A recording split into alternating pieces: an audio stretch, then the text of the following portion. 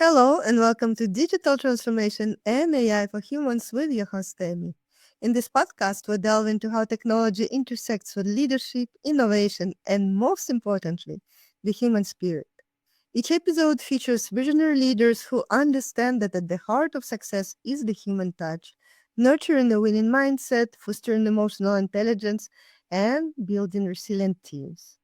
In today's episode, we explore AI and gamification, how to unlock the future of learning, collaboration, and co-creation in professional services together with my fantastic guest, best-selling and award-winning author of Digital Made Simple, keynote speaker on AI and Human Insight Optimisation, David Galea from Malta. David is a council member of the Technology Council at the European Union Tech Chamber of Commerce and a subject matter expert for the United Arab Emirates Government. David brings deep expertise in digital, financial, and human resource enablers. He is also co-author of SWOT analysis and PESTLE analysis papers, receiving more than 1 million reads and citations. Welcome, David. I'm happy to have you here. Thank you, Amy, for having me on your podcast. It's really great to see you. My pleasure, David. Let's start the conversation and transform not just our technologies, but our ways of thinking and leading. If you are interested in connecting or collaborating, you can find more information in the description. Subscribe and stay tuned for more episodes. I'd also love to invite you to get your copy of AI Leadership Compass, Unlocking Business Growth and Innovation, the definitive guide for leaders and business owners to adapt and thrive in the age of AI and digital transformation. Find the Amazon link in the description below. David, it's such a great pleasure to have you in the studio again. And I absolutely loved the previous episodes where we're discussing many incredibly important topics. But today, here we are. And I would like you to tell a few words about yourself, about your journey, and about what brought you to where you are today so that we can share all the insights and golden nuggets with our listeners and viewers. Thank you, Amy. We had some quite interesting discussions in the past, and I'm looking forward again to continue our discussions, particularly on today's topic, which is about gamification and AI. My journey has been somewhat mixed in the sense that I have originally started my career in transformation as opposed to technology.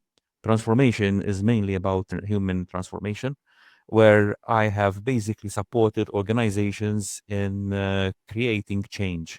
So I've been on a trajectory where I've supported large-scale organizations, including a major energy company, including a leading insurance organization in Malta, as well as companies such as one of the big oil and gas companies in the UK to transform their operations into basically best practices.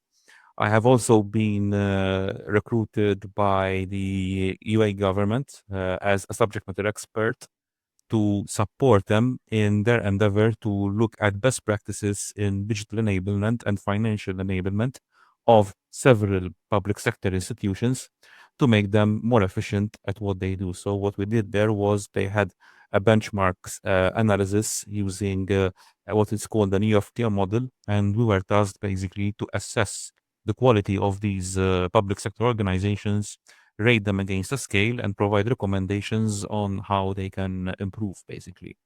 I'm also an accountant by profession, but I do not really work much as an accountant, but I use my professional background and competence in accounting to support me in any type of digital transformation change. Because at the end of the day, digital transformation costs money. There needs to be a viable business case. And clearly, the accounting field helps me to sensitize, also make sense of the feasibility of those change processes that are so essential in those organizations. I've also been involved more recently on projects related to the development of a quantum technology roadmap. The moment I'm helping a consortium which is called PRISM Europe PCI, which is a consortium of several partners coming from telecommunications, large big four audit firms, and also technology startups to develop the first quantum communication infrastructure in Malta to eventually link with the European grid, whereby we are going to try and test out a number of nodes to basically create one of the first quantum internets in the foreseeable future. So this is one of the starting points where we are creating a new innovative concept which could overcome parts of the threats of cybersecurity that quantum computing is creating in the first place. I've also was involved in the creation of a strategy in the development of a regulatory technology cluster in Ireland. Basically, this involved the creation of uh, a business incubation center and a super innovative cluster that is involved in the development of regulatory technologies for automation, which automate basically compliance processes across several fields, particularly making the most of the requirements and additional regulatory complexities created by Brexit. So this was quite an interesting project, and in fact, we have submitted an application with the Irish government for grant funding to start the whole process. Moving forward, I've set up my own firm, which is basically looking at the bridge between artificial intelligence and human insight, specifically for professional service firms, where we're helping organizations, particularly in professional services, to make the most and leverage not just efficiencies, but also knowledge processes by blending the human with the artificial intelligence. I got into this space quite a few years back when I was on holiday with my family in France, and we visited a very interesting museum of the house of Leonardo da Vinci. And I was extremely impressed by the talent of this human being. I stood really in awe on this human being, you know. He was ahead of his time. And you could see that his inventions were things which we are using today. They are very innovative. And one of his secrets of success was looking at nature. And I feel that the best way of looking at organizations and also at technology is for us to also look at nature and to look at the human being in its whole composition from a biological concept and apply the same principles to an organization. In fact, at the moment, we're creating the model, which is called an AI HI digital maturity model, which blends a series of biological concepts into a technological concept. Just give you an example. We carried out a benchmarking study. Around 100 companies participated in this benchmarking study, and we shall be launching the results into an AHI conference, which will be held on the 28th of January, where it looks at the brain and the heart of an organization.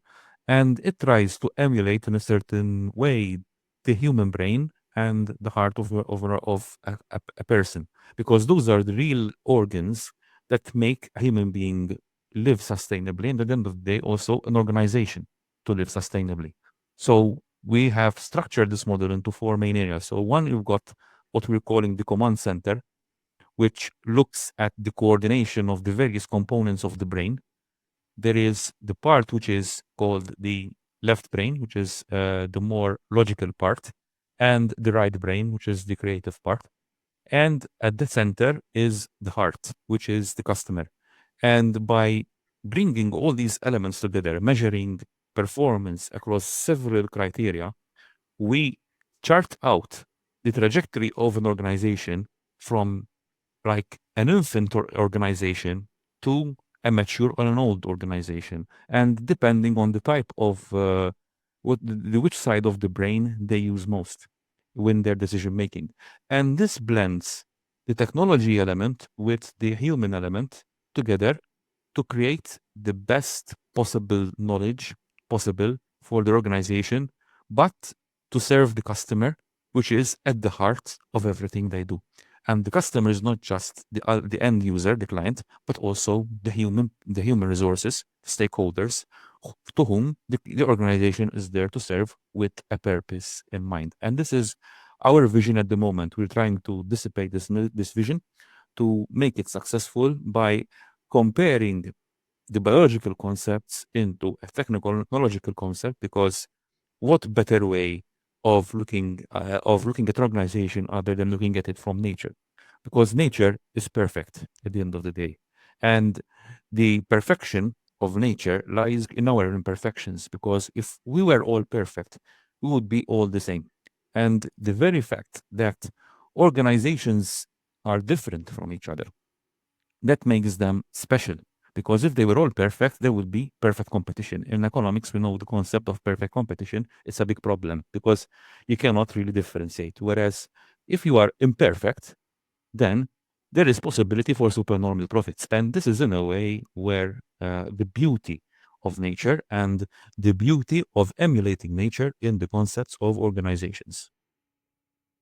This sounds absolutely amazing. I am impressed by your innovative approach, and I'm so looking forward to participate in the summit, the 28th of January, where I'm also going to speak about the importance of human factor and leadership for the AI development. Now we're in the phase where it's time to scale up.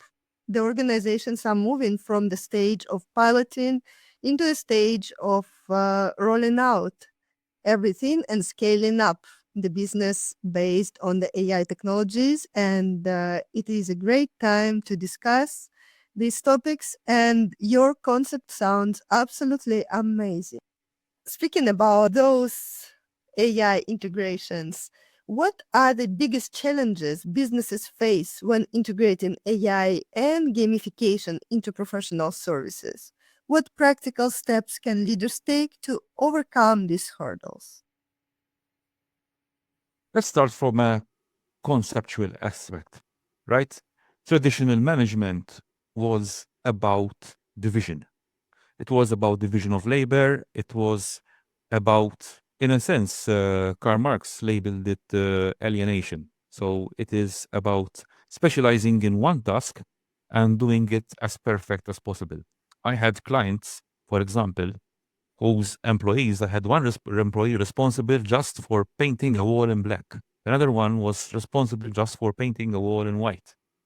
And that type of specialization might be very efficient, but it alienates workers. And we have traditionally organized ourselves into silos. And one of the biggest problems of organizations is that these silos create lack of communication. Division creates segmentation of work into individual units, which do not communicate each other, but typically report to a center. Whereas gamification creates a radical paradigm shift. Why? Because whereas uh, the traditional theory is about economies of scale, which is about division, gamification is about competition and collaboration. Because games create interaction, and the interaction between first yourself. So it's competition also against yourself to improve. Competition against other members, but it's a healthy competition. It's not a destructive competition, mind you, just to make it clear. But also collaboration at the same time. So we can create an environment where we are co-creating something together by creating interactive tools which make it more vivid and more real to the real world. And essentially, once we create that world, which is very similar to the real world, because a human being is at the end, I referred to it earlier on, to emulate nature. And by nature, human being is there for collaboration, creativity, and innovation. He's not there to specialize on something very narrow. It's against human nature, the way it is. Unfortunately, yes, it is very efficient, but it does not create the right environment. It is not in tune with the real scope of human nature. So by creating this competition and collaborative environment where we're making work more interesting for everyone as opposed to alienating everyone, then people are more productive in the creation of new knowledge. Can learn better, and there can be better improvement. But the biggest challenge for organizations, coming back to this, is on twofold.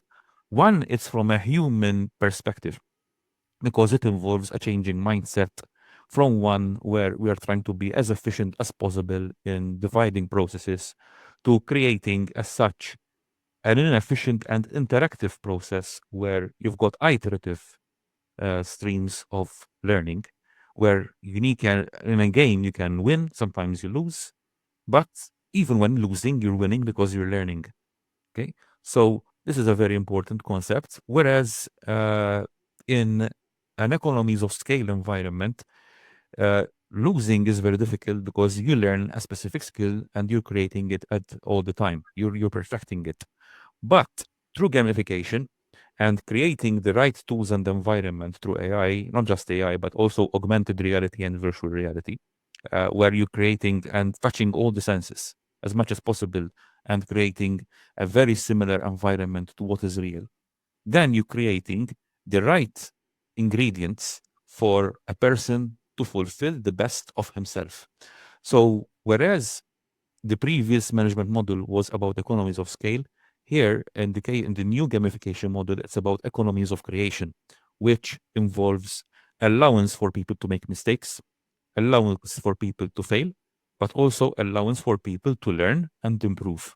And I think this is one of the most important things, and it is one of the key areas where it is difficult to overcome from an organization point of view, because until they reach their full potential, there is a huge learning curve where performance might go down in the initial stages, but then once there is the learning, there will be an exponential increase improvement in the processes. This is all about economies of creation as opposed to economies of scale. And clearly, technology, particularly AI, VR, and AR, are provide tools, necessary tools to help it make happen. There's another issue, obviously, that is quite important to consider, because these tools, to create the right interactivity, at the moment, it creates quite a lot of time, because to create an interactive environment, obviously there is a lot of coding involved. There is a lot of time that needs to be put in place. And simulating a real environment is no easy feat. Now, with the Gen AI, it's becoming even more feasible as a process, as a concept, and amalgamated with sensory tools like augmented reality and virtual reality. Gamification is becoming a more real possibility in the organization world.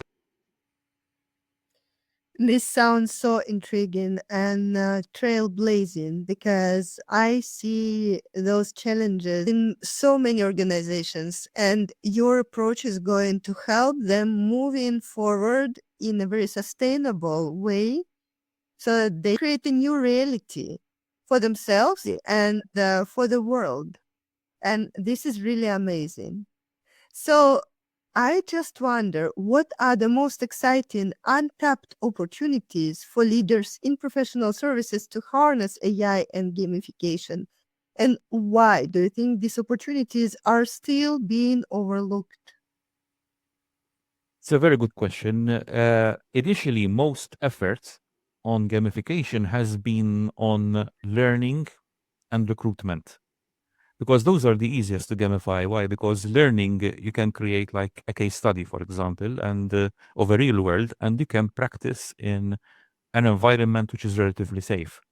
You are learning a new skill using elements of play. For example, there are some universities that have created case studies which are based on a competition basis, where students compete against each other on a game, and based on that game, they get a result, you know. But I see a very important opportunity that to date remains a bit untapped, is knowledge co-creation. What do I mean by knowledge co-creation? By knowledge co-creation, I am implying that you can create a gamified environment where you can facilitate innovation and development of new products and services and process improvement opportunities for organizations by creating an environment of collaboration and competition amongst different players, amongst different stakeholders, who can put forward their ideas. And through these ideas, through elements of play, they can come up with new products and services which are better. And they are incentivized because there are simple things like badges, like points. That's the very basic at the very least. But then you can create, obviously, levels. You can level up, for example. You get better titles and you can go with it's practically like a normal game that you play on a PlayStation or a Wii, like my kids do. But using that talent of play, and it's entertainment, it's exciting. And by having something which is exciting and getting your full involvement into this, then the creativity is stimulated to create something new. I always say that most organizations focus on motivation. Motivation is overrated. What we need to focus is on commitment, because commitment is there all the time, whereas motivation is there based on how you feel like today. So commitment ensures consistency in results. And through gamification, you can create a sense of better purpose across organizations, across people within the organizations, to create a unified and common factor to understand what they need to achieve in terms of a new product or a new process. Oh, I so agree with you that motivation and inspiration, they come and go, but commitment, that's something what has to be there, and consistency is the key to the growth. Exactly. David, gamification has evolved drastically over the last 3 to 5 years with the rise of AI and other powerful technologies. What trends are currently shaping this space, and how do you envision these innovations redefining professional services over the next 3 to 5 years? Thank you, Amy, for this question. This is also a very interesting area. I see one of the areas where there could be potential is, particularly for professional service firms, is to create new method tools and methodologies. In fact, I am part of a company just called Scenario Services Limited, where we created a concept which is called a playbook and playpen. Well, what is the difference between this? A playpen is an environment where you can engage into play to create a playbook. So you have all the necessary ingredients to create something new, to create a new tool, a new methodology, using the traditional elements of competition and collaboration, getting badges, getting competitive elements inside, but also everyone contributes his ideas to create a new tool or methodology. And that methodology then is automated and it can be applied in practice. We are still at a very teething stage of the process, but we aim to eventually include more tools and more interactivity in the process to make it more state of the art and using more visualization. Playbooks in themselves, an example of a playbook would be, for example, a process to carry out a digital transformation. So you've got all the steps in the playbook, you can have all the roles assigned in the playbook.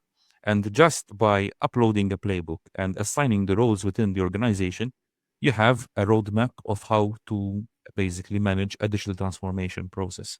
And you can track the progress of the digital transformation process using this playbook, which involves the clients and involves also the resources.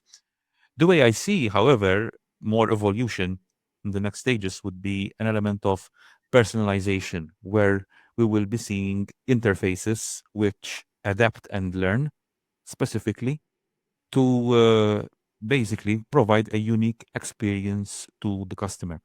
I've had a client, for example, in the gaming industry, who created a concept which is called the concierge, for example. And this concierge would actually interact with the customer at any point in time. It's enter into a conversation, recommend to him the type of games to play and what are his habits and opportunities. It takes care of him because if he's finding himself, for example, gambling, for example, said be careful, don't gamble so much, and it gives him a unique experience that is tailored to his specific needs. So personalization, I think, is an area where we will see a lot of development in this space in gamifications. Similar way we see in normal games, because everyone has his style of working and his style of playing, and there will be adaptations of the playbooks or the adaptation of tools that support you in the gamification process. Also, what I see as well could be the application of blockchain. This might be a bit more in the distant future because blockchain has not yet really kicked up so far, unfortunately. Where since blockchain involves a democratization process where you have a large number of different players who need to arrive to a common decision, by creating a blockchain in the supply chain of professional services, where you've got contractors, subcontractors, you've got management consultants and clients, they can interact and you can see all the traceability of all the decisions and the plays that they make across the whole spectrum. So using a proper system which uses a decentralized ledger technology, I think there could be something which could be a very interesting area. The most obvious development, and I think where we are closest, is the enhanced sensory experience, because this is very fundamentally important. And we've seen this happen through improvements in virtual reality and augmented reality technologies, where we will be seeing more and more use of this technology also in business, as their cost of headsets are decreasing and they are becoming even more economical and more accurate. It would be possible, for example, let's say you want to create a new software development, right? You can put on a headset and you can envisage and you can move the codes with your hands, so to speak. It's it's a bit science fiction type of element, but we're approaching that. You know, imagine like the Matrix when you're seeing all that stuff going from one place to another. But putting in the sensory elements creates more feelings even to the clients. You can create simulations. So for example, if you're giving advice to a client, particular client, especially in business, of projections, for example, of a business, you can see the production of a manufacturing plant, for example. You can see it, how it is being produced, and put it to the test of different forces, and you can see those forces, how they play on it, and whether it is resistant to different things. In a way, it has been used like in the airline industry, where you see pilots doing flight simulators, learning how to actually fight certain things, and making sure that they are up to scratch in doing that. And I see these type of play elements getting more and more involved in the process of making sure that professional services become more engaged with their customers, but also becoming more engaged with their human resources. This is very interesting, and this is the future. I love that you have such a broad vision around how it can be applied. And all those areas, they are different, but when you put them together and slice and dice, it becomes really a universal experience and an amazing solution which can be applicable to all the above mentioned areas and so much more in the future. This is absolutely amazing. David, thank you so much for sharing your vision around that. And I'd like you also to share a few compelling examples of how AI and gamification have already transformed learning, collaboration, and co-creation in professional services, both on a personal level and on a team level as well. Well, on a personal level, I've actually prepared all my methodologies through playbooks. So my methodologies on AI are now playbooks. And it's interesting because these playbooks apply the combination of Gen AI and human intervention. So we have the tool, create a playbook, and then clearly with all the tasks, but then obviously you have the adaptation of your individual human insight to create that in an appropriate format. Then what we did was we collaborated with others, we tested it with others, and they tried it out through a simulated environment, and it was very successful. They made improvements to the process through version control as well, and everyone earns badges accordingly to what has been done in the process. So that was quite an interesting journey. I've got around 40 playbooks specifically on AI, HI, tools and methodologies, and they cover different areas. They are structured into four. One is basically more on a strategic level. There's another part is on development. There's a third area which is related to co-creation. Fourth one is on execution, and it goes into the different functions of a professional service firm. So it's sales, business development, pipeline management, it's time management, billing. It looks at CRM. It looks at, for example, project management, service management using ITIL, project management based on Prince2. So again, they have all these elements together and they are in a gamified environment. We have been working also on other areas. We have developed a methodology which is called OMDMSS, which is basically an operating model, which is also certified.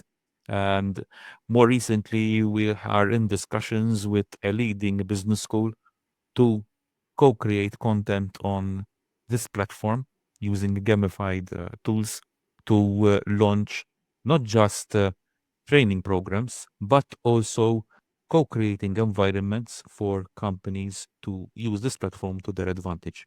This sounds so good. And I feel finally, these technologies are going to expand our human experience and add up so much value to the future interactions and the process of learning and development. How can leaders ensure that AI powered gamification remains human centric, fostering genuine connection, emotional intelligence, and a sense of purpose in professional environments?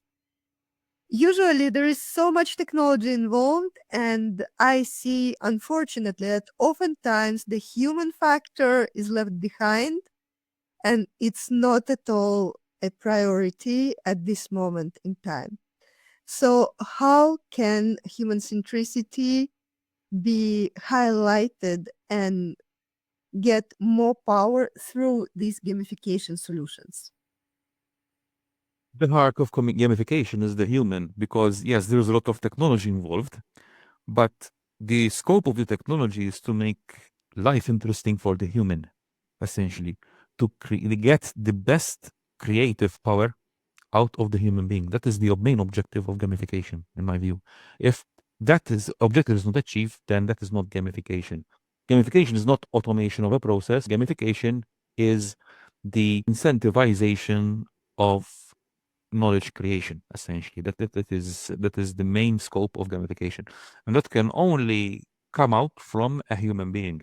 So what the technology does is it creates the right environment and the right tools to help the human being to excel. If anything, it puts the human being into the spotlight. I love this. It's so heartwarming to hear that you see it this way and you are working on its development exactly like this, because it is a big promise to humanity when we are introducing all those AI solutions and technologies.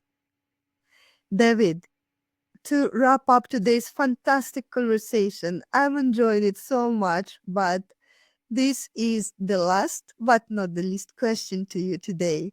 If you could give one critical piece of advice to leaders who are ready to embrace AI and gamification, what would it be and why? The biggest advice and the biggest challenge I see is to allow people to fail. If or leaders don't allow an environment for people to fail, then no amount of technology will help them to co-create and use gamification as a means to improve the organization. You need to get people out of their comfort zone, but to get them out of the comfort zone, you need to give them space to experiment, and experimentation means failure, always by necessity. Failure, however, is a step closer to success. So it depends how you view failure. The ultimate failure is stopping. So once you start to fail, the next time that you fail, you fail a little less until you achieve your ultimate objective. So you have to realize as leaders that achieving innovation consists of a series of battles that you might lose in the initial stages, but progressively, when time goes by, you win the ultimate war and you create the ultimate knowledge, which is so important and so precious for you. But ultimately, at the end of the day, all organizations are knowledge-based organizations. So if you think about it today, you don't compete on product, you compete on knowledge, anything. Because products, mostly you can have the same basic product, but knowledge makes or breaks your organization. So it is very important to create that knowledge and innovative environment organization. And the biggest challenge for leaders is to allow people to fail, obviously sensibly, with a view to eventually achieve longer term success. This sounds absolutely amazing. Thank you so much for sharing this wisdom and knowledge with us today. And I love the fact that we have Leonardo da Vinci as a role model because, Yes. I also was so impressed by his depth and I his agree. visionary approach when I was in museums of Leonardo da Vinci in Milano. And that pushed me to record another episode on this podcast with Really? Leonardo da Vinci Okay. via Chat GPT, where we were discussing exactly all those questions around the importance of humans and nature and innovation. And it is a very interesting conversation. And today's dialogue, it feels like a logical next step.